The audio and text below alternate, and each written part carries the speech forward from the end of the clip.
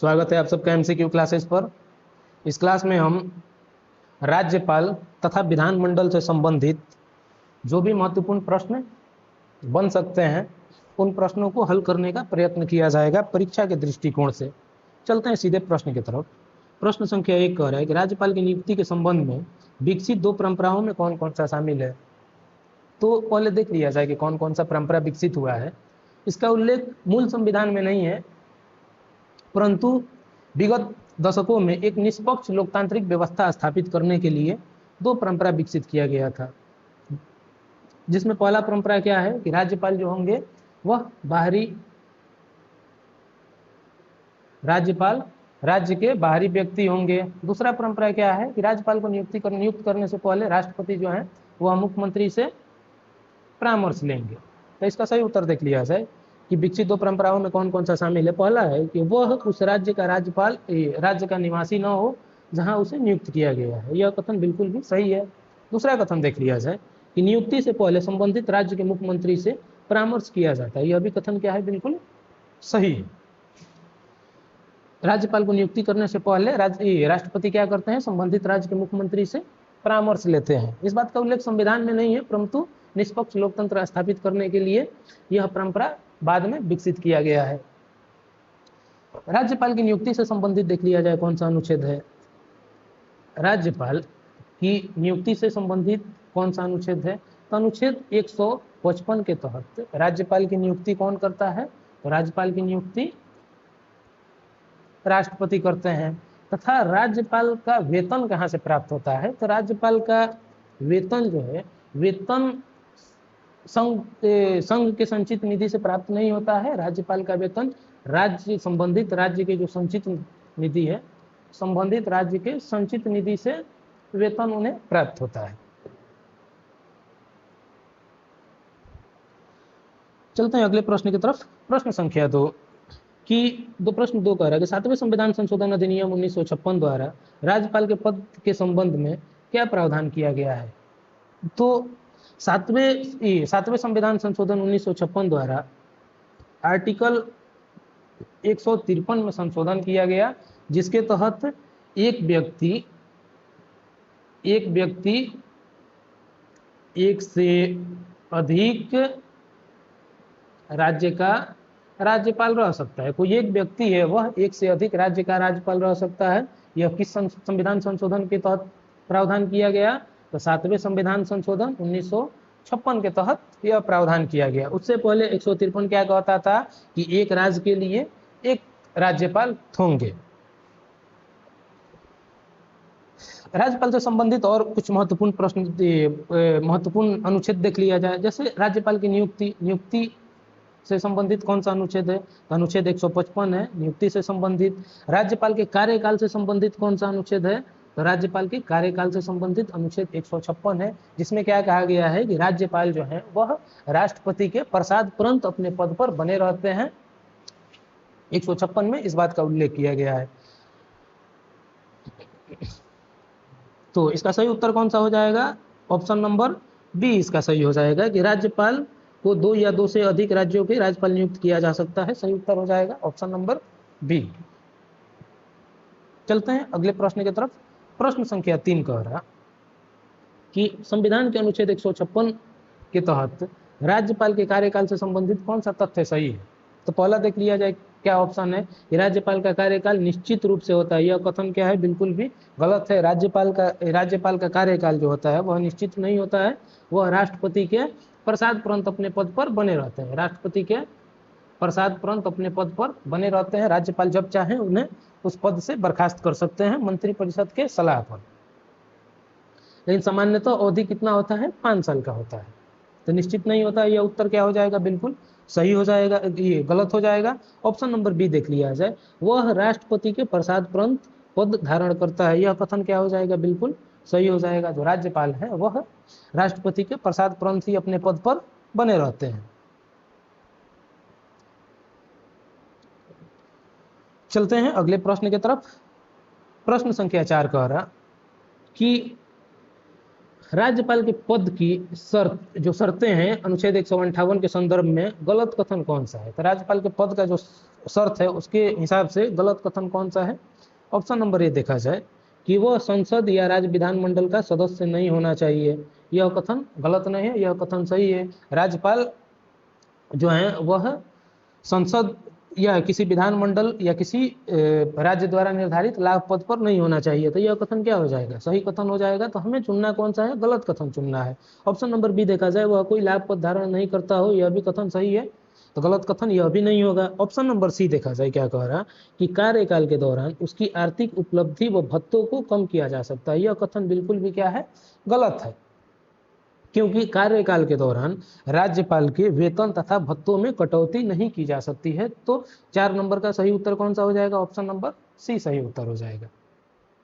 Option number D देख लिया जाए, यदि एक व्यक्ति दो राज्यों का राज्यपाल बनता है तो उसका वेतन दोनों राज्यों द्वारा राष्ट्रपति द्वारा तय अनुपात में कहां से दिया जाता है? राज्य के संचित निधि से दिया जाता है, यह भी कथन क्या है? सही है। तो गलत उत्तर ऑप्शन नंबर सी हो जाएगा। चलिए 5 नंबर प्रश्न की तरफ बढ़ते हैं। 5 नंबर प्रश्न कह रहा है कि राज्यपाल को पद एवं गोपनीयता की शपथ संविधान के किस अनुच्छेद के तहत और किसके द्वारा दिलाई जाती है? तो राज्यपाल का जो शपथ है, राज्यपाल का शपथ किस आर्टिकल में उल्लेख है? राज्यपाल के शपथ का उल्लेख 159 में है, जिसके तहत राज्यपाल को शपथ कौन दिलाते हैं? जो हाई कोर्ट, संबंधित राज्य के जो उच्च न्यायालय है उसके मुख्य जो न्यायाधीश होते हैं वह राज्यपाल को शपथ दिलाते हैं। तथा प्रश्न पूछ देगा कि राज्यपाल की नियुक्ति कौन करता है? तो आर्टिकल 155 के तहत राज्यपाल की नियुक्ति राष्ट्रपति करते हैं। तो सही उत्तर कौन सा हो जाएगा? देख लिया जाए कि अनुच्छेद 159 द्वारा राष्ट्रपति द्वारा, यह गलत हो जाएगा, क्योंकि राज्यपाल की शपथ राष्ट्रपति नहीं दिलाते हैं, हाई कोर्ट के मुख्य न्यायाधीश दिलाते हैं। ऑप्शन नंबर बी देख लिया जाए, अनुच्छेद 159 संबंधित राज्य के उच्च न्यायालय के मुख्य न्यायाधीश या वरिष्ठतम न्यायाधीश द्वारा राज्यपाल का शपथ दिलाया जाता है, यह कथन क्या हो जाएगा? बिल्कुल सही हो जाएगा। चलते हैं अगले प्रश्न की तरफ।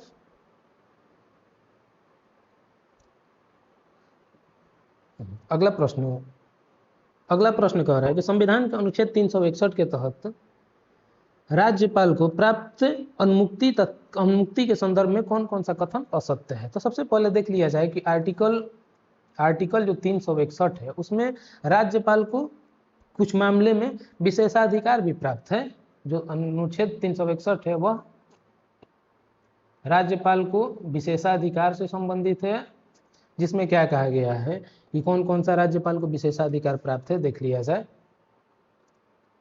कि पहला विशेषाधिकार प्राप्त है कि कर्तव्यों के पालन के लिए किसी न्यायाधीश के प्रति वह उत्तरदायी नहीं होते हैं। कर्तव्यों के पालन के लिए वह किसी न्यायाधीश के प्रति उत्तरदायी नहीं होते हैं। दूसरा उनको विशेषाधिकार कौन सा प्राप्त होता है कि पद अवधि के दौरान न्यायालय में आपराधिक कार्यवाही प्रारंभ नहीं की जा सकती है, यानी उनके विरुद्ध कार्य अवधि के दौरान आपराधिक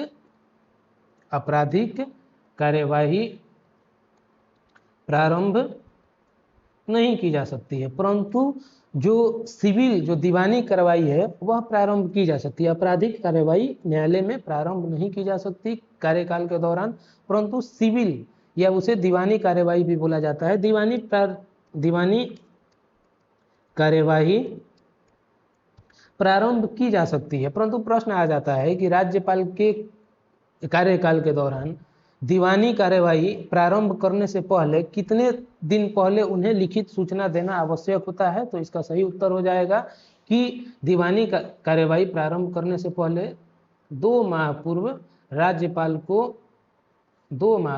राज्यपाल को लिखित सूचना देना आवश्यक होता है। उन्हें तीसरा कौन सा विशेषाधिकार प्राप्त होता है कि पदावधि के दौरान गिरफ्तारी या कारावास का आदेश जारी नहीं हो सकता है। उन्हें जो पद अवधि के दौरान गिरफ्तारी तथा कारावास का आदेश नहीं जारी हो सकता है।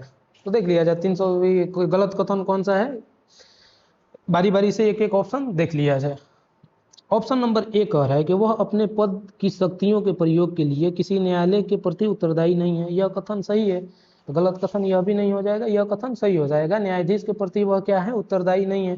दूसरा देख लिया जाए, पद पर रहते हुए उनके विरुद्ध किसी भी न्यायालय में आपराधिक कार्यवाही प्रारंभ की जा सकती है। यह कथन क्या हो जाएगा, बिल्कुल भी गलत हो जाएगा। आपराधिक कार्यवाही उनके विरुद्ध प्रारंभ नहीं की जा सकती है पद पर रहते हुए, बल्कि दीवानी कार्यवाही प्रारंभ की जा सकती है। लेकिन शर्त यह भी है कि दीवानी कार्यवाही प्रारंभ करने से पहले 2 माह पूर्व उन्हें लिखित सूचना देना आवश्यक होता है। ऑप्शन नंबर सी देख लिया जाए कि पद पर रहते हुए उनकी गिरफ्तारी या कारावास के लिए कोई आदेश जारी नहीं हो सकता। यह भी कथन सही है। ऑप्शन नंबर डी देख लिया जाए, व्यक्तिगत क्षमता से किए गए कार्यों के लिए दीवानी कार्यवाही से पूर्व 2 माह पूर्व लिखित सूचना देनी आवश्यक होती है। यह भी कथन सही है। तो असत्य कथन कौन सा हो जाएगा, ऑप्शन नंबर बी इसका सही उत्तर हो जाएगा। चलते हैं अगले प्रश्न की तरफ। प्रश्न संख्या 6, कथन ए कह रहा है कि राज्यपाल राज्य लोक सेवा आयोग के अध्यक्ष और सदस्यों की नियुक्ति करता है। तो यह कथन क्या है, बिल्कुल भी सही है। राज्य लोक सेवा आयोग के अध्यक्ष तथा सदस्यों की नियुक्ति कौन करता है, राज्यपाल करते हैं। किसके परामर्श से करते हैं, तो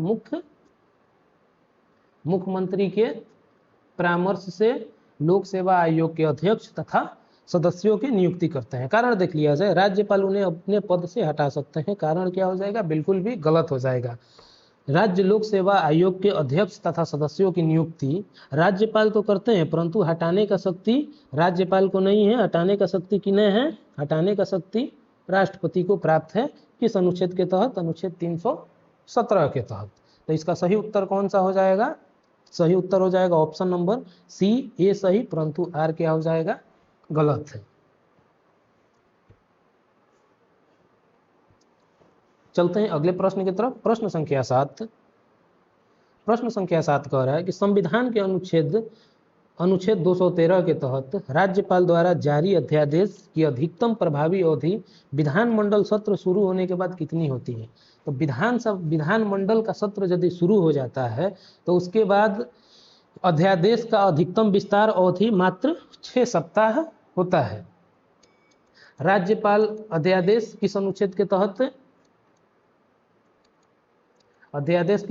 तहत जारी करते हैं, 213 के तहत जारी करते हैं। लेकिन प्रश्न पूछ दे कि राष्ट्रपति अध्यादेश किस अनुच्छेद के तहत करते हैं, तो राष्ट्रपति अध्यादेश अनुच्छेद 123 के तहत करते हैं। प्रश्न यदि पूछ दे कि अध्यादेश की अधिकतम प्रभावी अवधि कितना होता है, यानी कि अध्यादेश जो है वह अधिकतम कितने अवधि तक प्रभावी रहता है, यदि विधानमंडल सत्र शुरू होने का जिक्र ना करे तो जो अध्यादेश है, अध्यादेश के अधिकतम प्रभावी अवधि कितना होता है। तो चूंकि हम लोग को पता होना चाहिए कि अध्यादेश किस परिस्थिति में जारी होता है, तो अध्यादेश जब विधानमंडल का सत्र नहीं चल रहा होता है या फिर लोकसभा का सत्र नहीं चल रहा होता है, उस स्थिति में अध्यादेश जारी होता है। तो 2 सत्र के बीच में अंतर कितना है, यदि सत्र नहीं चल रहा तो 2 सत्र के बीच अधिकतम अंतर 6 माह का होता है, और सत्र शुरू होने के कितने दिन के अंदर अध्यादेश पर विधानमंडल का अनुमति हो जाना चाहिए, तो 6 सप्ताह का अंतर होना चाहिए। तो अधिकतम विस्तार अवधि कितना होता है, तो 6 माह और 6 सप्ताह का होता है। लेकिन प्रश्न यही यदि पूछ दे आप लोग से कि सत्र शुरू होने के बाद अधिकतम कितना दिन प्रभावी रह सकता है, जो भी राज्यपाल या राष्ट्रपति अध्यादेश जारी करते हैं, तो सत्र शुरू होने के बाद प्रभावी कितने दिन तक रह सकते हैं, तो इसका सही उत्तर हो जाएगा 6 सप्ताह। 6 सप्ताह के अंदर विधानमंडल या जो भी लोकसभा विधानमंडल या संसद का अनुमति होना आवश्यक है, वरना अन्यथा यह अध्यादेश स्वतः समाप्त हो जाता है। चलते हैं अगले प्रश्न की तरफ। प्रश्न संख्या 8, प्रश्न संख्या 8 कह रहा है कि राज्यपाल द्वारा जारी अध्यादेश के संबंध में कौन सा कथन सत्य है। तो चारों कथन देख लिया जाए बारी बारी से। कथन एक कह रहा है यह विधानमंडल के सत्र में रहते हुए भी जारी हो सकता है। यह कथन क्या हो जाएगा, बिल्कुल भी गलत हो जाएगा, क्योंकि अध्यादेश केवल तभी जारी होते हैं जब विधानमंडल का सत्र नहीं चल रहा होता है। विधानमंडल का सत्र यदि चल रहा होगा तो उस स्थिति में अध्यादेश जारी नहीं होता है, तो यह कथन गलत हो जाएगा। ऑप्शन नंबर बी देख लिया जाए, यह केवल राज्य सूची के विषय पर ही जारी हो सकता है, यह भी कथन गलत हो जाएगा, क्योंकि अध्यादेश जो है वह राज्य सूची के साथ समवर्ती सूची पर भी जारी होता है। समवर्ती सूची पर भी राज्यपाल अध्यादेश जारी करते हैं। ऑप्शन नंबर सी देख लिया जाए, यदि विधानसभा इसे 6 सप्ताह में अनुमोदित नहीं करता तो यह स्वतः रद्द हो जाता है, यह कथन सही हो जाएगा, क्योंकि विधानमंडल का सत्र शुरू होने के बाद 6 सप्ताह के अंदर अनुमोदन होना आवश्यक है, अन्यथा की स्थिति में यह जो अध्यादेश है वह स्वतः ही रद्द हो जाती है। तो सही कथन ऑप्शन नंबर सी हो जाएगा। डी देख लिया जाए, राज्यपाल बिना मंत्री परिषद की सलाह को अध्यादेश जारी कर सकता है, यह भी कथन गलत हो जाएगा, क्योंकि अध्यादेश जारी करने के लिए मंत्री परिषद का जो सलाह है, मंत्री परिषद का परामर्श सलाह आवश्यक होता है। चलते हैं अगले प्रश्न की तरफ। प्रश्न संख्या 9 कह रहा है कि राज्यपाल अनुच्छेद 175(5) के तहत राज्य विधान परिषद के कितने सदस्यों को मनोनीत करता है? तो 171 में इसका सही उत्तर हो जाएगा ऑप्शन नंबर बी सही हो जाएगा कि राज्यपाल विधान परिषद के कितने सदस्यों को मनोनीत करते हैं, तो जो कुल सदस्यों की संख्या होती है उसमें 1/6 सदस्यों को राज्यपाल मनोनीत करते हैं। जो मनोनीत करते हैं वह किस क्षेत्र से संबंध रखते हैं? प्रश्न यह भी पूछ सकता है कि राज्यपाल जिस व्यक्ति को किस क्षेत्र से व्यक्तियों को मनोनीत करते हैं, तो वह 5 क्षेत्र के व्यक्तियों को मनोनीत करते हैं। पहला क्षेत्र कौन सा हो जाएगा? साहित्य क्षेत्र। दूसरा क्षेत्र कौन सा हो जाएगा? कला क्षेत्र हो जाएगा। तीसरा क्षेत्र कौन सा हो जाएगा? विज्ञान क्षेत्र हो जाएगा। और चौथा कौन हो जाएगा? समाज सेवा क्षेत्र हो जाएगा। और 5वां कौन सा हो जाएगा? सहकारिता। यानी कि यही 5 क्षेत्र से राज्यपाल 1/6 सदस्यों का मनोनयन करते हैं। लेकिन प्रश्न यदि पूछ देगा कि राष्ट्रपति कितने क्षेत्र से व्यक्तियों को राज्यपाल में मनोनीत करते हैं, जैसे राज्यपाल में भी 12 व्यक्ति को मनोनीत किया जाता है ना, तो वह कितने क्षेत्र से होते हैं? तो वह 4 क्षेत्र से होते हैं, साहित्य, कला, विज्ञान और समाज सेवा क्षेत्र से होते हैं। सहकारिता क्षेत्र से राज्यसभा में मनोनीत व्यक्ति नहीं होते हैं। तो इसका सही उत्तर ऑप्शन नंबर बी हो जाएगा। विधान परिषद से संबंधित और भी देख लिया जाए कि किस किस क्षेत्र से कितने व्यक्ति शामिल होते हैं। तो पहला नंबर देख लिया जाए कि विधानसभा का गठन किस अनुच्छेद में है? विधान परिषद का गठन अनुच्छेद 171 के तहत होता है, जिसमें कितने कितने सदस्य किस किस क्षेत्र से चुने जाते हैं उसमें देख लिया जाए। जिसमें पहला जो है 1/3 सदस्य, 1/3 सदस्य स्थानीय 1/3 सदस्य स्थानीय निकाय से चुने जाते हैं, स्थानीय निकाय द्वारा चुने जाते हैं। कितना सदस्य? 1/3 सदस्य स्थानीय निकाय द्वारा चुने जाते हैं। और फिर 1/3 सदस्य हैं वह विधानसभा के सदस्यों द्वारा चुना जाता है। जो 1/3 सदस्य संबंधित राज्य के विधानसभा के सदस्यों द्वारा चुना जाता है। संबंधित राज्य के विधानसभा के सदस्यों द्वारा कितना सदस्य चुना जाता है? विधान परिषद की 1/3 सदस्य चुना जाता है। और 1/12 हुआ, 1/12 सदस्य स्नातक द्वारा, संबंधित राज्य के जो स्नातकधारी हैं, स्नातकधारी द्वारा चुना जाता है। स्नातकधारी द्वारा संबंधित राज्य के जो 3 वर्ष पूर्व स्नातक की डिग्री अपना धारण कर चुके हैं। और बाकी जो 1/12 है, 1/12 वह शिक्षकों द्वारा, जो उच्च शिक्षण संस्थान या माध्यमिक शिक्षक है उनके द्वारा 1/12 सदस्य शिक्षक द्वारा 1/12 सदस्य चुना जाता है। इन जो कुल सदस्यों का चुनाव कैसे होता है? अप्रत्यक्ष रूप से इन सदस्यों का चुनाव होता है। और जो 1/6 भाग बच गया तो विधान परिषद के सदस्यों का, उन्हें राज्यपाल मनोनीत करते हैं। मतलब 5/6 भाग अप्रत्यक्ष रूप से विधान परिषद में चुने जाते हैं और 1/6 भाग राज्यपाल द्वारा मनोनीत किया जाता है। चलते हैं अगले प्रश्न की तरफ। प्रश्न संख्या 10 कह रहा है राज्यपाल की क्षमा शक्ति जो अनुच्छेद 161 की तुलना में राष्ट्रपति से भिन्नता किस बिंदु पर है? तो राज्यपाल की क्षमा शक्ति किस अनुच्छेद में है? राज्यपाल की क्षमा शक्ति आर्टिकल 161 में है। राष्ट्रपति की क्षमा शक्ति किस में है? आर्टिकल 72 में है। आर्टिकल 72 के तहत राष्ट्रपति को क्षमा शक्ति प्राप्त है तथा आर्टिकल 161 के तहत राज्यपाल को क्षमा शक्ति प्राप्त है। लेकिन क्या भिन्नता है वह देख लिया जाए। ये देख लिया जाए कि राज्यपाल मृत्यु दंड को पूर्णतः क्षमा कर सकते हैं। यह कथन बिल्कुल भी सही है। मृत्यु दंड को केवल और केवल राष्ट्रपति पूर्णतः माफ कर सकते हैं, राज्यपाल को यह शक्ति प्राप्त नहीं होता है। ऑप्शन नंबर बी देखा जाए, राज्यपाल सैन्य अदालत द्वारा दी गई सजा को माफ नहीं कर सकता। यह कथन क्या हो जाएगा? बिल्कुल सही हो जाएगा। सैन्य अदालत या कोर्ट मार्शल द्वारा जो सजा दी जाती है उसे केवल और केवल राष्ट्रपति माफ कर सकते हैं या फिर उस सजा को कम कर सकते हैं। इस मामले में राज्यपाल को अधिकार नहीं होता है। ऑप्शन नंबर सी देख लिया जाए, राज्यपाल केवल संघ सूची के विषयों पर क्षमा दान दे सकते हैं। यह भी कथन क्या है? बिल्कुल गलत है। राज्यपाल जो है वह संघ सूची, राज्य सूची, समवर्ती सूची तीनों विषय पर क्षमादान की शक्ति रखते हैं। ऑप्शन नंबर डी जो है, राज्यपाल की क्षमा शक्ति न्यायपालिका के अधीन है। यह भी कथन क्या है? बिल्कुल भी गलत। क्या है? बिल्कुल भी गलत है।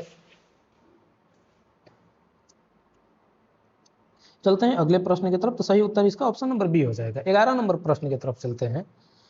11 नंबर प्रश्न कह रहा है कि संविधान के अनुच्छेद 163(1) के अनुसार राज्यपाल को उसके कार्यों में सहायता और सलाह देने के लिए एक मंत्री परिषद होगी, जिसका प्रधान कौन होगा? तो इसका सही उत्तर हो जाएगा ऑप्शन नंबर बी। 163 में क्या उल्लेख किया गया है कि राज्यपाल के कार्यों में सहायता के लिए एक मंत्री परिषद होगा, जिसका प्रधान क्या हो, कौन होगा? मुख्यमंत्री होंगे। इसका सही उत्तर ऑप्शन नंबर बी हो जाएगा। इसका उल्लेख किसमें है? आर्टिकल 163 में। आर्टिकल 164 के बारे में देख लिया जाए। अनुच्छेद 164 में क्या उल्लेख है? तो अनुच्छेद 164 के अनुसार मुख्यमंत्री की नियुक्ति होगी। मुख्यमंत्री की नियुक्ति किस आर्टिकल से संबंधित है? अनुच्छेद 164 से संबंधित है। मुख्यमंत्री की नियुक्ति कौन करेगा? तो राज्यपाल द्वारा मुख्यमंत्री की नियुक्ति की जाती है। उसके साथ यह भी प्रावधान है कि मुख्यमंत्री की नियुक्ति राज्यपाल करेगा तथा अन्य मंत्री यानी कि मंत्री परिषद की नियुक्ति राज्यपाल करेंगे, परंतु किसके सलाह से करेंगे? मुख्यमंत्री के परामर्श से करेंगे। राज्यपाल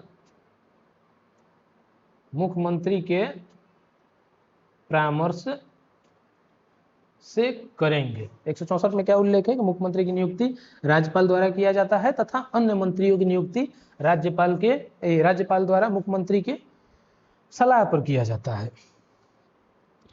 प्रश्न यदि इस तरह से पूछ दे कि मंत्री परिषद सामूहिक रूप से किसके प्रति उत्तरदायी होती है? मंत्री परिषद सामूहिक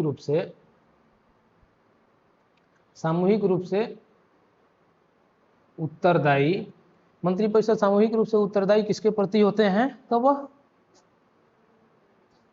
विधानसभा के प्रति मंत्री परिषद सामूहिक रूप से उत्तरदायी होते हैं। लेकिन यदि प्रश्न पूछ दे कि मंत्री परिषद जो मंत्री परिषद नहीं है, जो व्यक्तिगत जो मंत्री हैं वह मंत्री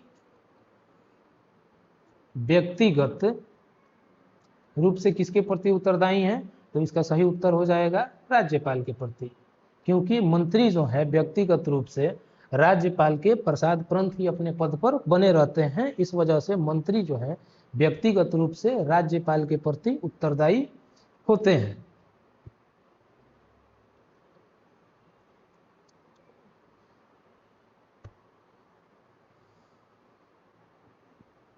चलते हैं अगले प्रश्न की तरफ।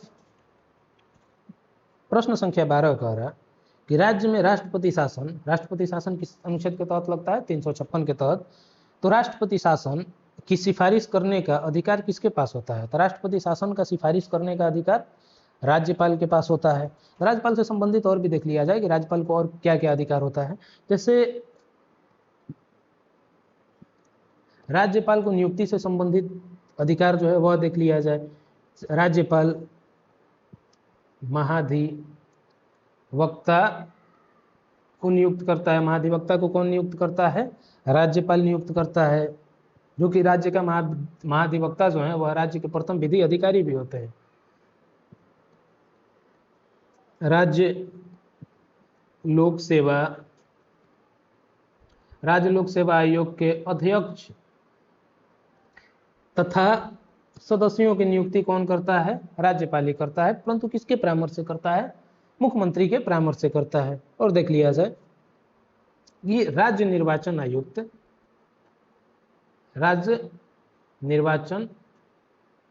आयुक्त की नियुक्ति के करता है? तो वह भी राज्यपाल ही करते हैं। और इन तीनों की नियुक्ति जो है वह किसके परामर्श से करते हैं? किसके परामर्श से करते हैं? तो इसका सही उत्तर हो जाएगा मुख्यमंत्री के परामर्श से राज्यपाल, महाधिवक्ता, राज्य लोक सेवा आयोग के अध्यक्ष तथा राज्य लोक सेवा आयोग के सदस्यों तथा राज्य निर्वाचन आयुक्त को नियुक्त करता है। चलते हैं अगले प्रश्न की तरफ। प्रश्न संख्या 13 कह रहा कि राज्यपाल की संवैधानिक स्थिति और वास्तविक स्थिति के संदर्भ में निम्नलिखित कथनों में से कौन सा कथन सही है? तो ऑप्शन ए देख लिया जाए, राज्यपाल राष्ट्रपति के भांति केवल नाम मात्र का प्रमुख है और उसके पास कोई स्वविवेक शक्ति नहीं है। यह कथन गलत हो जाएगा। राष्ट्रपति के पास स्वविवेक शक्ति नहीं होता है, परंतु राज्यपाल के पास स्वविवेक शक्ति होता है। स्वविवेक शक्ति होता है। ऑप्शन नंबर बी देख लिया जाए, संविधान में राज्यपाल के लिए कुछ परिस्थितियों में स्वविवेकाधिकार का स्पष्ट उल्लेख मिलता है। यह कथन क्या हो जाएगा? सही हो जाएगा। कुछ विशेष परिस्थिति में राज्यपाल को स्वविवेक का शक्ति दिया गया है। ऑप्शन नंबर सी देखा जाए, अनुच्छेद 154 के तहत राज्यपाल अपने शक्तियों का प्रयोग सदैव स्वयं ही करेगा। यह कथन भी बिल्कुल गलत हो जाएगा, क्योंकि राज्यपाल अपने शक्तियों का प्रयोग सदैव स्वयं नहीं करते हैं, बल्कि स्वयं भी कर सकते हैं तथा अपने अधीनस्थ अधिकारियों के माध्यम से भी करते हैं। स्वयं तथा अपने अधीनस्थ अधिकारियों के माध्यम से करते हैं। ऑप्शन नंबर डी देखा जाए, राज्यपाल मंत्रिपरिषद की किसी भी सलाह को मानने के लिए बाध्य नहीं है। यह भी कथन क्या हो जाएगा? गलत हो जाएगा, क्योंकि राज्यपाल को स्वविवेक की भी शक्ति प्रदान है। चलते हैं अगले प्रश्न की तरफ। प्रश्न संख्या 14, राज्यपाल की परिस्थिति जन्य विवेकाधिकार शक्ति का प्रयोग किस स्थिति में प्रयोग किया जाता है? देख लिया जाए कि स्वविवेक शक्ति राज्यपाल किस किस परिस्थिति में करते हैं। ऑप्शन नंबर ए कह रहा है कि किसी भी राजनीतिक दल को स्पष्ट बहुमत न मिलने पर मुख्यमंत्री की नियुक्ति में राज्यपाल क्या करते हैं? स्वविवेक अपना इस्तेमाल कर सकते हैं। यह कथन सही है। ऑप्शन नंबर बी देखा जाए, विधानसभा में विश्वास मत हासिल न करने पर मंत्रिपरिषद को बर्खास्त करने में, यह भी कथन क्या हो जाएगा? सही हो जाएगा। मंत्रिपरिषद को बर्खास्त करने में भी अपना स्वविवेक का इस्तेमाल राज्यपाल कर सकते हैं। ऑप्शन नंबर सी देखा जाए, अल्पमत में आई मंत्रिपरिषद द्वारा विधानसभा भंग करने की सलाह पर विधानसभा भंग करने में, यह भी कथन क्या हो जाएगा?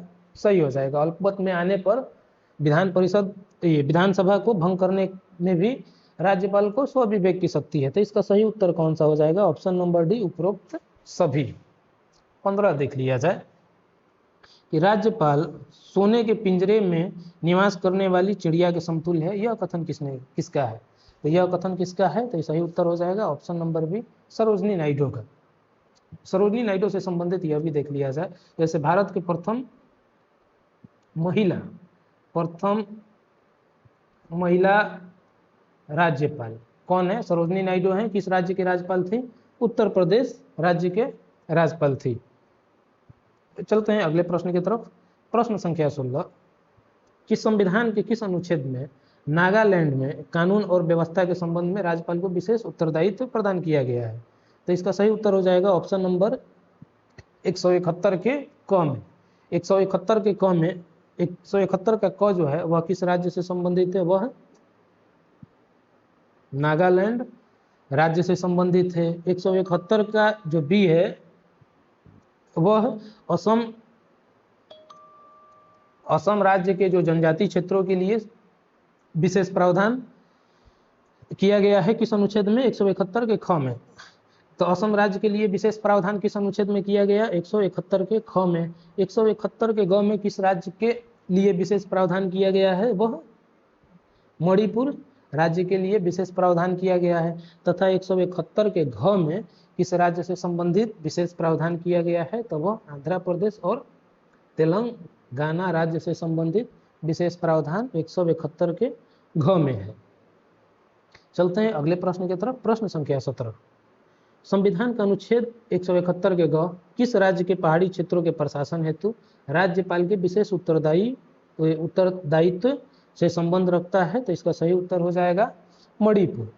नागालैंड से संबंधित कौन सा अनुच्छेद है? 371 के। ए असम से संबंधित कौन सा अनुच्छेद है? 371 के। बी कहो, ए कहो, क कहो या बी को ख कहो, बात दोनों एक ही है। मणिपुर से संबंधित कौन सा है? 371 के सी है। और सिक्किम से कौन सा संबंधित है? अनुच्छेद 371 के एफ जो है वह सिक्किम राज्य के लिए विशेष प्रावधान से संबंधित है। चलते हैं अगले प्रश्न की तरफ। प्रश्न संख्या 18। संविधान के किस अनुच्छेद में यह प्रावधान है कि मुख्यमंत्री की नियुक्ति राज्यपाल करेगा और अन्य मंत्रियों की नियुक्ति मुख्यमंत्री के सलाह पर राज्यपाल करेगा? इसका उल्लेख अनुच्छेद 164 में किया गया है कि मुख्यमंत्री का नियुक्ति राज्यपाल करेंगे तथा अन्य मंत्रियों की नियुक्ति राज्यपाल मुख्यमंत्री के सलाह पर करेंगे। 163 में क्या उल्लेख है वह देख लिया जाए तो 163 में मंत्री परिषद के गठन से संबंधित है।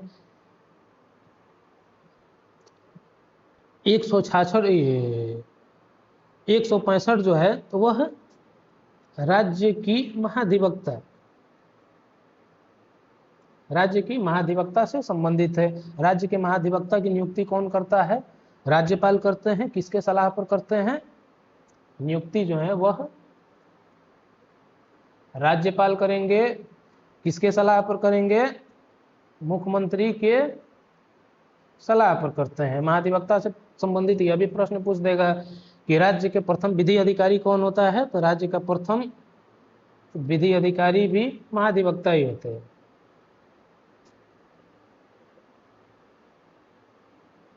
प्रश्न यदि केंद्र से पूछ दे कि केंद्र संघ का प्रथम विधि अधिकारी कौन होता है तो उस संबंध में महान्यायवादी हो जाएगा। और महान्यायवादी का उल्लेख किस अनुच्छेद में है? अनुच्छेद 76 में है। चलते हैं अगले प्रश्न की तरफ। प्रश्न संख्या 19। राज्य मंत्री परिषद सामूहिक रूप से किसके प्रति उत्तरदायी होता है? तो राज्य जो मंत्री परिषद है वह सामूहिक रूप से विधानसभा के प्रति उत्तरदायी होता है। और व्यक्तिगत रूप से यदि पूछ देता व्यक्तिगत रूप से राज्यपाल के प्रति उत्तरदायी होता है। इसका उल्लेख किस अनुच्छेद में किया गया है? 164 के 2 में किया गया है।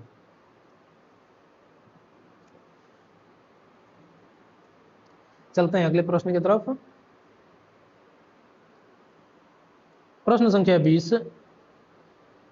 राज्य मंत्री परिषद के मंत्री व्यक्तिगत रूप से किसके प्रति उत्तरदायी होते हैं? तो मंत्री परिषद के व्यक्ति जो हैं वह व्यक्तिगत रूप से राज्यपाल के प्रति उत्तरदायी होते हैं। इसका उल्लेख किस अनुच्छेद में किया गया है? अनुच्छेद 164 के 1 में किया गया है।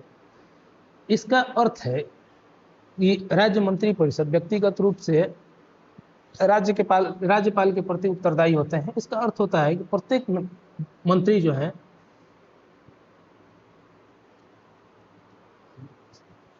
इसका अर्थ क्या होगा कि जो प्रत्येक मंत्री जो है वह राज्यपाल के प्रसाद तुरंत ही अपने पद पर बने रहते हैं तथा मुख्यमंत्री की सलाह पर किसी भी वक्त किसी भी मंत्री को राज्यपाल बर्खास्त कर सकते हैं। तो मंत्री को बर्खास्त क्या कर सकता है? राज्यपाल कर सकते हैं। किसके सहयोग से बर्खास्त कर सकते हैं? यदि प्रश्न पूछ देगा तो मुख्यमंत्री के सहयोग से बर्खास्त कर सकते हैं, सलाह पर बर्खास्त कर सकते हैं।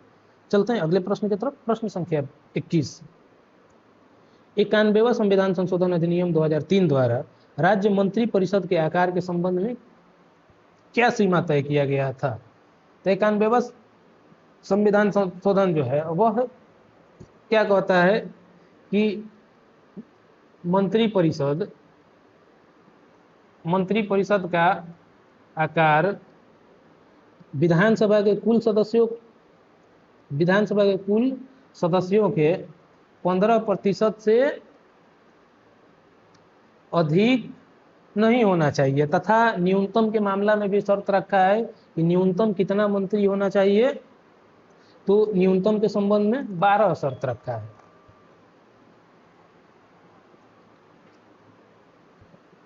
तो सही उत्तर इसका देखा जाए क्या है, ऑप्शन ए कह रहा है कि मुख्यमंत्री सहित कुल मंत्रियों की संख्या विधानसभा की कुल सदस्यों की संख्या के 10% से अधिक नहीं होना चाहिए। यह कथन बिल्कुल भी गलत हो जाएगा। 91वां संविधान संशोधन में इस बात का उल्लेख नहीं है।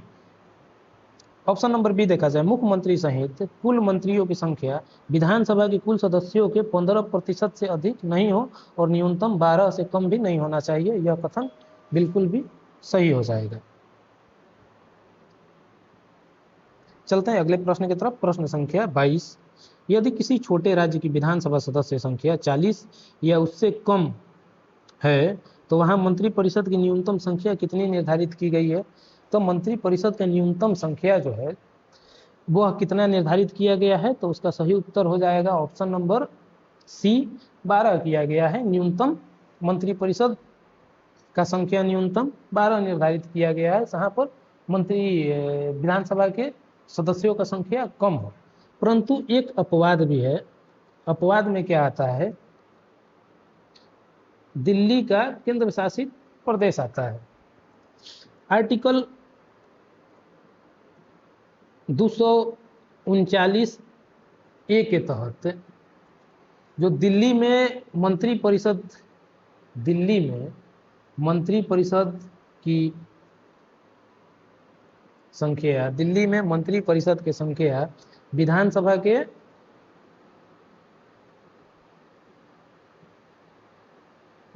के सदस्यों का 10% निर्धारित है। मतलब विधानसभा में वहां कितने सदस्य हैं? टोटल 70 सदस्य हैं, तो 70 का 10% यानी 7, जिसमें एक मुख्यमंत्री और 6 अन्य मंत्री हो सकते हैं। तो दिल्ली में कितना निर्धारित है? दिल्ली में निर्धारित है कि 10% से अधिक नहीं होना चाहिए। बाकी जगह निर्धारित है कि कुल मंत्रियों की संख्या के 15% से अधिक नहीं होना चाहिए मंत्री की संख्या। चलते हैं अगले प्रश्न की तरफ। प्रश्न संख्या 23, मंत्रियों द्वारा ली जाने वाली पद एवं गोपनीयता की शपथ का प्रारूप भारतीय संविधान के किस अनुसूची में दिया गया है? तो भारतीय संविधान का जो तीसरा अनुसूची है, तीसरा अनुसूची शपथ से संबंधित है, तथा जो दूसरा अनुसूची है वह वेतन एवं भत्ते से संबंधित है। चौथा अनुसूची वह राज्यसभा के सीटों से संबंधित है, तथा 7वीं जो अनुसूची है वह केंद्र राज्य के बीच शक्तियों के बंटवारा से संबंधित, केंद्र राज्य के बीच शक्तियों के बंटवारा से संबंधित है। तथा जो 10वीं अनुसूची, एक और महत्वपूर्ण देख लिया जाए, 10वीं जो अनुसूची है वह दल बदल से संबंधित है। तथा 11वीं अनुसूची पंचायती राज्य से संबंधित है, 11वीं अनुसूची पंचायत से संबंधित है। तथा अंतिम जो 12वीं अनुसूची है वह नगर निकाय से संबंधित है। 12वीं अनुसूची किससे संबंधित है? नगर निकाय से संबंधित है। चलते हैं अगले प्रश्न की तरफ। यहाँ एक और ध्यान रखने वाली बात है कि शपथ का प्रावधान किसमें है? तीसरी अनुसूची में है, परंतु राज्यपाल, राष्ट्रपति तथा उपराष्ट्रपति का शपथ तीसरी अनुसूची के तहत नहीं होता है। राज्यपाल की जो शपथ है वह 159 के तहत होता है अनुच्छेद, तथा राष्ट्रपति का शपथ अनुच्छेद 60 के तहत होता है, तथा उपराष्ट्रपति शपथ अनुच्छेद 69 के तहत लेते हैं। चलते हैं अगले प्रश्न की तरफ। प्रश्न संख्या 24, प्रश्न संख्या 24 कह रहा कि उप मुख्यमंत्री पद के संदर्भ में निम्नलिखित में से कौन सा कथन सत्य है? उप मुख्यमंत्री पद के संदर्भ में कौन सा कथन सत्य है?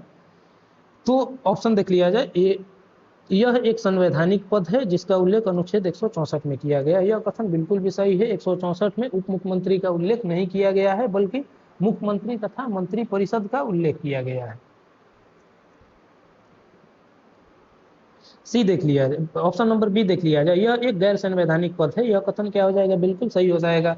क्योंकि उप मुख्यमंत्री का पद का उल्लेख संविधान में उल्लेखित नहीं है, जिस कारण यह एक गैर संवैधानिक पद है। ऑप्शन नंबर सी देख लिया जाए। उप मुख्यमंत्री को राज्यपाल के समान अधिकार प्राप्त होता है, यह कथन गलत हो जाएगा। उप मुख्यमंत्री को कैबिनेट मंत्री के समान अधिकार प्राप्त होता है तथा इनका वेतन जो है वह कैबिनेट मंत्री से अधिक नहीं होता है, कैबिनेट मंत्री के समान होता है। यह भी कथन गलत हो जाएगा। सही उत्तर ऑप्शन नंबर बी होगा। चलते हैं 25 नंबर प्रश्न की तरफ। संविधान के किस अनुच्छेद के तहत राज्यों में विधानमंडल के गठन का प्रावधान है? तो राज्यों में विधानमंडल के गठन का प्रावधान किसमें है? अनुच्छेद 168 के तहत राज्यों में विधानमंडल का गठन होता है तथा 168 के तहत विधानमंडल का अंग कौन कौन सा होता है? राज्यपाल तथा विधानसभा विधानमंडल का अंग होगा तथा जिन राज्यों में विधान परिषद है वहां विधान परिषद जो होंगे वह भी विधानमंडल का ही अंग होगा। आर्टिकल 169 में किस चीज का उल्लेख है वह देख लिया जाए। आर्टिकल 169 में वह विधान परिषद के सृजन, विधान परिषद के सृजन तथा समाप्ति से संबंधित इसमें उल्लेख है। विधान परिषद का सृजन तथा समाप्ति कैसे होता है? वह संसद के द्वारा होता है, परंतु अनुशंसा के भेजता है वह राज्यों का जो विधानसभा है वह अनुशंसा भेजता है। किस तरह से अनुशंसा भेजता है? प्रश्न पूछ देगा तो 2/3 विधानसभा के उपस्थित तथा मतदान करने वाले 2/3 बहुमत सदस्यों द्वारा संसद को अनुशंसा भेजा जाता है तथा संसद क्या करता है? उस अनुशंसा के तहत उस राज्य में, संबंधित राज्य में विधान परिषद का गठन या समाप्ति करता है। 170 में किस चीज का उल्लेख है देख लिया जाए। तो 170 में विधानसभा का संरचना किस तरह का होगा इस बात का उल्लेख है। विधानसभा का संरचना 171 में किसका उल्लेख है? विधान परिषद के संरचना, विधान परिषद के संरचना। चलते हैं अगले प्रश्न की तरफ। प्रश्न संख्या 26।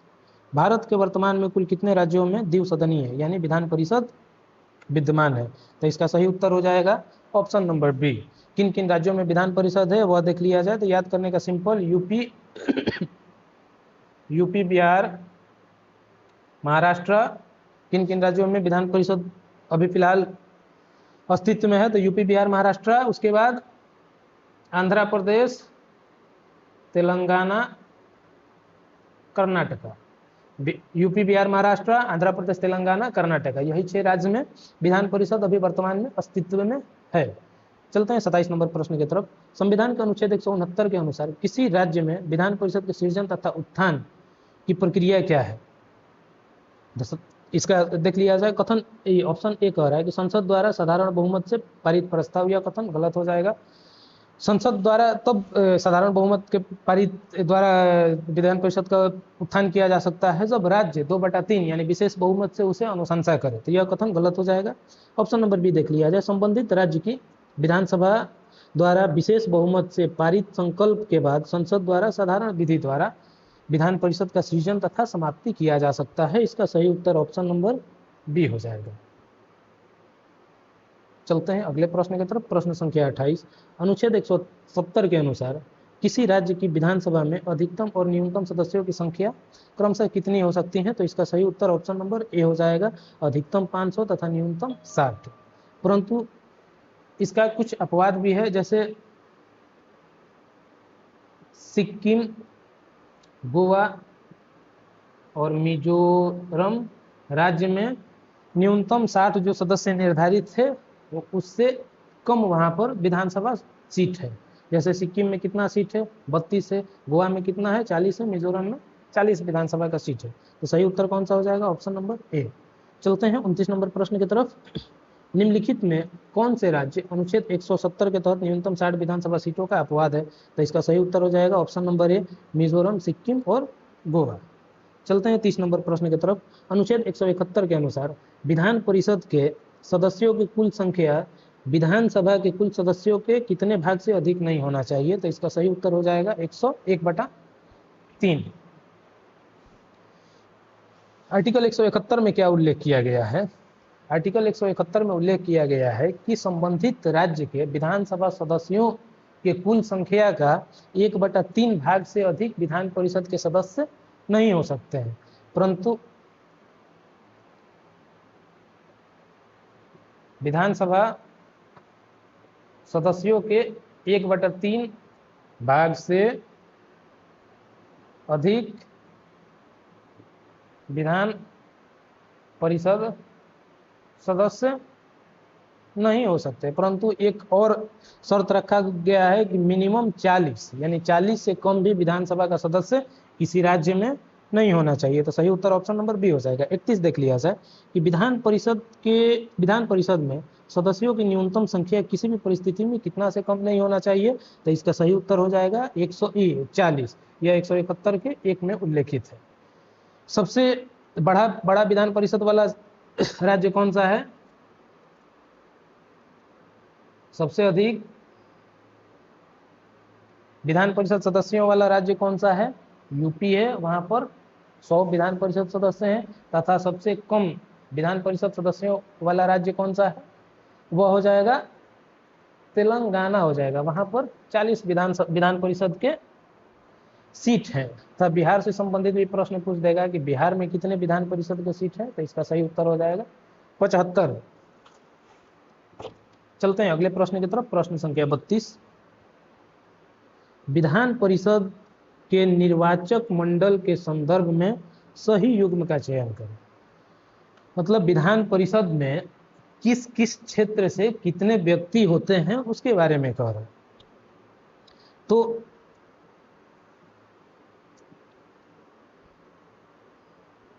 इसका ऑप्शन नंबर ए देखा जाए, 1/3 सदस्य विधानसभा सदस्यों द्वारा चुना जाता है विधान परिषद के सदस्यों का, यह कथन बिल्कुल सही है। तथा और 1/3 भाग स्थानीय निकाय द्वारा चुना जाता है। 1/12 भाग 3 वर्ष पुराने स्नातक द्वारा चुना जाता है, यह भी कथन बिल्कुल भी सही है। तथा और 1/12 भाग 3 वर्ष से अधिक अध्यापन कर रहे शिक्षकों द्वारा चुना जाता है, यह भी कथन सही है। तो सही उत्तर कौन सा हो जाएगा? Option number D. तथा बचा हुआ 1/6 भाग जो है उसका मनोनयन क्या करता है? राज्यपाल करते हैं। कितने क्षेत्रों से करते हैं? 5 क्षेत्रों से करते हैं। कौन कौन क्षेत्र से? कला, विज्ञान, साहित्य, समाज सेवा तथा सहकारिता। लेकिन यदि प्रश्न इस तरह से पूछ दे कि राज्यसभा में जो मनोनयन राष्ट्रपति करते हैं वह कितने क्षेत्र के व्यक्तियों को करते हैं? तो वह राष्ट्रपति जो मनोनयन राज्यसभा में करते हैं वह 4 क्षेत्र से करते हैं, कला, विज्ञान, साहित्य और समाज सेवा क्षेत्र से ही, सहकारिता क्षेत्र से नहीं करते हैं। चलते हैं अगले प्रश्न की तरफ। प्रश्न संख्या 33, विधान परिषद के संबंध में कौन सा कथन सत्य है? तो विधान परिषद के संबंध में कौन सा कथन सत्य है देख लिया जाए। ऑप्शन नंबर ए, यह एक अस्थायी सदन है, गलत हो जाएगा, क्योंकि विधान परिषद जो है वह एक अस्थायी सदन है जिसे भंग नहीं किया जा सकता, बल्कि इसे समाप्त किया जा सकता है। ऑप्शन नंबर बी देखा जाए, यह एक अस्थायी सदन है, इसे भंग नहीं किया जा सकता परंतु समाप्त किया जा सकता है। इसका उल्लेख किसमें है? आर्टिकल 169 में है, यह सही उत्तर हो जाएगा। इसके सदस्यों का कार्यकाल 5 वर्ष होता है, गलत हो जाएगा, क्योंकि इसके सदस्यों का कार्यकाल कितना होता है? 6 वर्ष होता है, जिसमें प्रत्येक वर्ष 1/3 सदस्य सेवानिवृत्त होते हैं। डी देख लिया जाए, इसके 1/2 सदस्य प्रति 2 वर्ष में सेवानिवृत्त होते हैं, यह गलत हो जाएगा। 1/2 नहीं, 1/3 सदस्य सेवानिवृत्त होते हैं। प्रश्न संख्या 34 की तरफ चला जाए कि विधानसभा का कार्यकाल अनुच्छेद 172 पहली बैठक से 5 वर्ष होता है, इसे 5 वर्ष से पूर्व भंग करने का अधिकार किसे प्राप्त होता है? अर्थात विधानसभा को 5 वर्ष से पहले भंग करने का अधिकार किसे प्राप्त होता है? तो इसका सही उत्तर हो जाएगा ऑप्शन नंबर सी, राज्यपाल को यह अधिकार प्राप्त होता है। 35 नंबर प्रश्न देखा जाए, राष्ट्रीय आपातकाल की स्थिति में संसद विधि बनाकर विधानसभा के कार्यकाल को एक बार में कितने समय के लिए बढ़ा सकती है? तो इसका सही उत्तर हो जाएगा ऑप्शन नंबर बी। राष्ट्रीय आपातकाल के समय जो संसद है तो वह विधानसभा के कार्यकाल को 1 वर्ष के लिए बढ़ा सकती है, 1 वर्ष को एक बार में बढ़ा सकती है, तथा लंबा आपातकाल की स्थिति में एक बार में 1 वर्ष लगातार जितना बार चाहे उतना बार बढ़ा सकती है, जब तक आपातकाल का स्थिति वहां पर बना रहे। परंतु प्रश्न थोड़ा सा घुमाकर ऐसे भी पूछ सकता है कि आपातकाल समाप्त होने पर, जैसे आपातकाल समाप्त होने पर जो आपातकाल समाप्त होने पर जो कार्यकाल बढ़ाया जाता है उसका अधिकतम अवधि कितना रह सकता है? तो आपातकाल समाप्त होने पर इसका अधिकतम विस्तार अवधि 6 माह का होता है। मतलब आपातकाल यदि समाप्त हो जाए तो 6 माह से अधिक तक विधानसभा के कार्यकाल को नहीं बढ़ाया जा सकता है। प्रश्न आगे चलते हैं।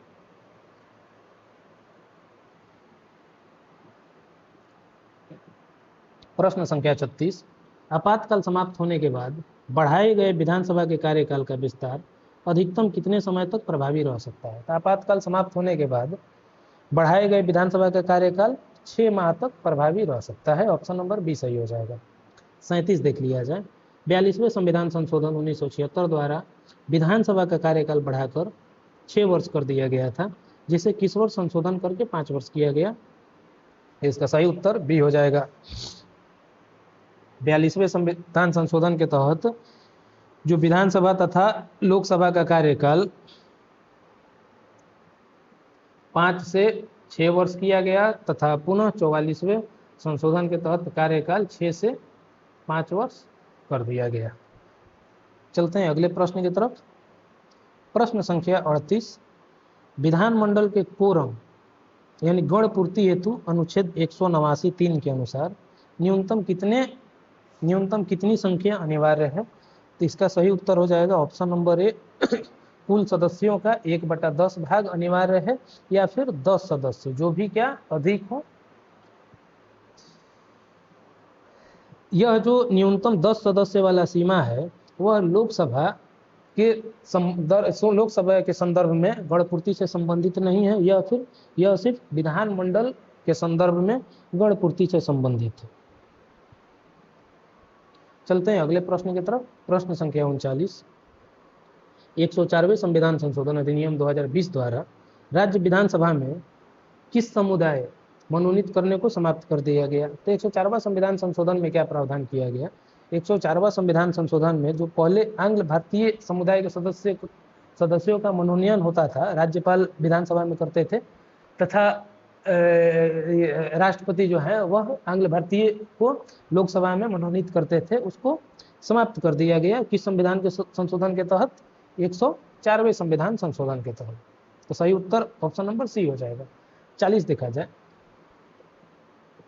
40 प्रश्न कह रहा है 106वें संविधान संशोधन अधिनियम 2023 द्वारा विधानसभा में महिलाओं के लिए कितनी प्रतिशत आरक्षण का प्रावधान किया गया?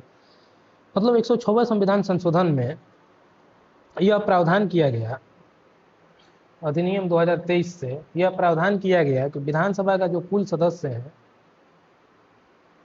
विधानसभा के कुल सदस्यों का 1/3 भाग, 1/3 भाग है वह महिला के लिए आरक्षित होगा, महिला के लिए आरक्षित होगा। तो इसका सही उत्तर ऑप्शन नंबर सी हो जाएगा। चलते हैं अगले प्रश्न की तरफ। प्रश्न संख्या 41, विधानसभा अध्यक्ष अपना त्यागपत्र किसे सौंपता है? तो इसका सही उत्तर हो जाएगा ऑप्शन नंबर सी, विधानसभा के उपाध्यक्ष को। विधानसभा का जो अध्यक्ष है, अध्यक्ष अपना जो त्याग है वह उपाध्यक्ष को सौंपते हैं, तथा उपाध्यक्ष जो अपना त्याग है वह अध्यक्ष को, जो विधानसभा का अध्यक्ष होते हैं, उन्हें सौंपते हैं। विधानसभा अध्यक्ष से संबंधित एक यह भी महत्वपूर्ण प्रश्न आ सकता है कि विधानसभा का जो अध्यक्ष और उपाध्यक्ष होते हैं वह किस पद के लिए शपथ लेते हैं। तो विधानसभा का जो अध्यक्ष होते हैं वह अध्यक्ष पद का शपथ ना लेकर वह अध्यक्ष पद का शपथ ना लेकर विधानसभा के सदस्य के रूप में शपथ लेते हैं। विधानसभा के सदस्य के रूप में शपथ लेते हैं और यही सेम लोकसभा के संदर्भ में भी लागू होता है कि लोकसभा का अध्यक्ष तथा लोकसभा का उपाध्यक्ष अपने पद का शपथ जो लोकसभा अध्यक्ष के रूप में ना लेकर लोकसभा के सदस्य के रूप में अपना शपथ लेते हैं। तो इसका सही उत्तर ऑप्शन नंबर सी। चलते हैं 42 नंबर प्रश्न की तरफ। विधानसभा अध्यक्ष को उसके पद से हटाने के संकल्प का प्रस्ताव लाने से पूर्व कितने दिन पहले सूचना देना आवश्यक होता है। तो विधानसभा अध्यक्ष को उसके पद से हटाने से संबंधित जो प्रस्ताव लाया जाता है विधानसभा में, प्रस्ताव लाने से 14 दिन पूर्व विधानसभा अध्यक्ष को लिखित सूचना देना आवश्यक होता है। इससे संबंधित यह भी प्रश्न आ सकता है कि जब विधानसभा अध्यक्ष के विरुद्ध प्रस्ताव लाया जाता है तो विधानसभा में अध्यक्ष जो है वह विधानसभा के पीठासीन अधिकारी कौन होते हैं। तो उस स्थिति में जो विधानसभा के अध्यक्ष होते हैं वह पीठासीन अधिकारी के तौर पर काम नहीं करते हैं बल्कि उपाध्यक्ष पीठासीन अधिकारी के तौर पर काम करते हैं।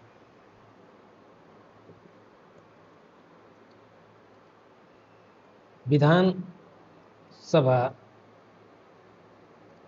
अध्यक्ष के विरुद्ध प्रस्ताव जब विधानसभा में पेश किया जाता है तो विधानसभा अध्यक्ष जो है वह सदन में उपस्थित रह सकते हैं तथा वह मतदान भी कर सकते हैं परंतु उस वक्त लोकसभा अध्यक्ष पद की भूमिका में कौन होता है। तो उपाध्यक्ष जो होते हैं वह लोकसभा अध्यक्ष यानी पीठासीन अधिकारी के भूमिका में होते हैं। चलते हैं अगले प्रश्न की तरफ। प्रश्न संख्या 43। विधानसभा अध्यक्ष के पास मताधिकार के संबंध में क्या शक्ति है। विधानसभा अध्यक्ष के पास मताधिकार के संबंध में क्या शक्ति है।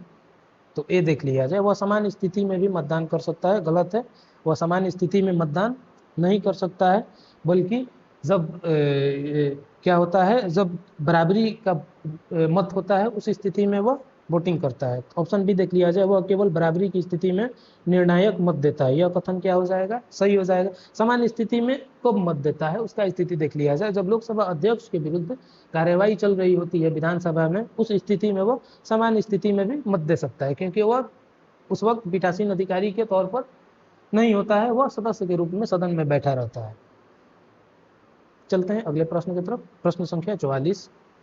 विधानसभा सत्र के दौरान या उससे कितने दिन पूर्व व बाद तक सदस्यों की दीवानी मामलों में गिरफ्तारी से छूट दी गई है।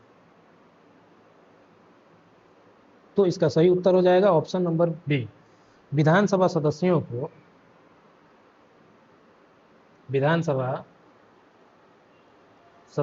को केवल दीवानी मामले में, अपराधी मामले में नहीं, केवल दीवानी मामले में सत्र शुरू होने से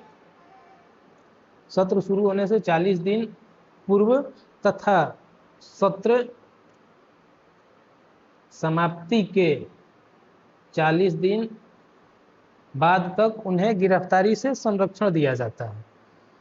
गिरफ्तारी से संरक्षण दीवानी मामले में कितना दिन पहले उन्हें प्राप्त है विधानसभा सदस्यों को। तो सत्र शुरू होने से 40 दिन पूर्व तथा सत्र समाप्ति के 40 दिन बाद तक उन्हें गिरफ्तारी से संरक्षण प्राप्त होता है। चलते हैं अगले प्रश्न की तरफ। प्रश्न संख्या 45। राज्य विधानमंडल के किसी सदन का सदस्य बिना सदन की अनुमति के लगातार कितने दिनों तक अनुपस्थित रहे तो उसका स्थान रिक्त घोषित किया जाता है। इसका सही उत्तर हो जाएगा ऑप्शन नंबर बी, 60 दिन। चलते हैं अगले प्रश्न की तरफ। प्रश्न संख्या 46। तारांकित प्रश्न के संदर्भ में कौन सा कथन सही है? ऑप्शन नंबर ए देखा जाए, इनका उत्तर लिखित में दिया जाता है, यह कथन क्या हो जाएगा? गलत हो जाएगा। तारांकित प्रश्न का उत्तर मौखिक रूप से दिया जाता है तथा तारांकित प्रश्न के बाद पूरक प्रश्न पूछने की अनुमति होती है। तारांकित प्रश्न का उत्तर जो है वह लिखित में नहीं मौखिक में दिया जाता है तथा उत्तर के पश्चात पूरक प्रश्न यानी काउंटर क्वेश्चन पूछने का अनुमति होता है। यह तारांकित प्रश्नों के मामले में है। ऑप्शन नंबर बी देखा जाए, इनका उत्तर मौखिक रूप से दिया जाता है और पूरक प्रश्न पूछे जा सकते हैं, यह कथन क्या हो जाएगा? सही हो जाएगा। और अतारांकित प्रश्न के संदर्भ में यदि प्रश्न पूछे तो अतारांकित प्रश्न के संदर्भ में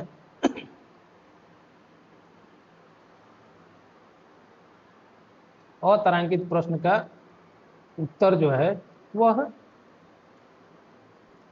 लिखित रूप में दिया जाता है तथा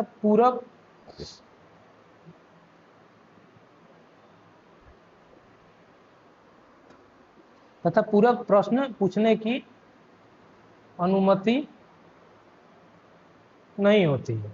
चलते हैं अगले प्रश्न की तरफ। प्रश्न संख्या 47। अतारांकित प्रश्न का उत्तर किस रूप में दिया जाता है? तो अतारांकित प्रश्न का उत्तर जो है वह लिखित रूप में दिया जाता है। मौखिक रूप में किस प्रश्न का उत्तर दिया जाता है? तारांकित प्रश्न का उत्तर दिया जाता है। तारांकित प्रश्न के उत्तर के बाद पूरक प्रश्न पूछे जा सकते हैं, परंतु अतारांकित प्रश्न के उत्तर के बाद पूरक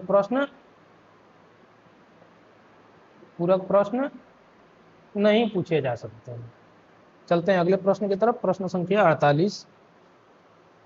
अविश्वास प्रस्ताव के संबंध में असत्य कथन चुनना है। तो ये देख लिया जाए, अविश्वास प्रस्ताव केवल विधानसभा में ही लाया जा सकता है, यह कथन क्या हो जाएगा? सही हो जाएगा, सही सत्य कथन हो जाएगा। अविश्वास प्रस्ताव संपूर्ण मंत्रिपरिषद के विरुद्ध लाया जाता है, यह भी कथन क्या है? सत्य है। अविश्वास प्रस्ताव जो है वो संपूर्ण मंत्रिपरिषद के विरुद्ध आता है तथा प्रस्ताव पारित होने के बाद पूरी मंत्रिपरिषद को त्याग देना पड़ता है। ऑप्शन नंबर सी देखा जाए, अविश्वास प्रस्ताव यह पारित हो जाए तो सरकार मंत्रिपरिषद को त्याग देना पड़ता है, यह भी कथन क्या है? सत्य है। अविश्वास प्रस्ताव पारित होने पर संपूर्ण मंत्रिपरिषद को त्याग देना पड़ता है। ऑप्शन नंबर डी देख लिया जाए, इसे विधान परिषद में भी प्रस्तुत किया जा सकता है, यह क्या है? कथन असत्य है, क्योंकि अविश्वास प्रस्ताव केवल विधानसभा में प्रस्तुत किया जाता है, विधान परिषद में प्रस्तुत नहीं किया जाता है। तो असत्य कथन कौन सा हो जाएगा? Option number D. 49 देखा जाए, संसद के वेतन एवं भत्ते अधिनियम 1977 के तहत लोकसभा राज्यसभा में विपक्ष के नेता को वैधानिक मान्यता कब मिली? तो लोकसभा राज्यसभा में विपक्ष के नेता का वैधानिक मान्यता कब मिला? तो इसका सही उत्तर हो जाएगा option number D, option number B 1977। अगले प्रश्न की तरफ चलते हैं। संविधान के किस अनुच्छेद के तहत राज्य के महाधिवक्ता की नियुक्ति राज्यपाल द्वारा किया जाता है? तो राज्य के महाधिवक्ता की नियुक्ति अनुच्छेद 165 के तहत राज्यपाल द्वारा किया जाता है। किसके सलाह यानी परामर्श से किया जाता है? तो मुख्यमंत्री के परामर्श से किया जाता है तथा महाधिवक्ता जो होते हैं वह राज्य के प्रथम विधि अधिकारी भी होते हैं। तथा महाधिवक्ता के संदर्भ में यह भी प्रश्न आता है कि महाधिवक्ता को किसी भी सदन में भाग लेने का तथा बोलने का अधिकार तो होता है, परंतु मत देने का अधिकार नहीं होता है। अनुच्छेद 76 जो है वह महान्यायवादी से संबंधित है। महान्यायवादी की नियुक्ति क्या करता है? राष्ट्रपति करते हैं। चलते हैं अगले प्रश्न की तरफ। तो इसका सही उत्तर कौन सा हो जाएगा? Option number B.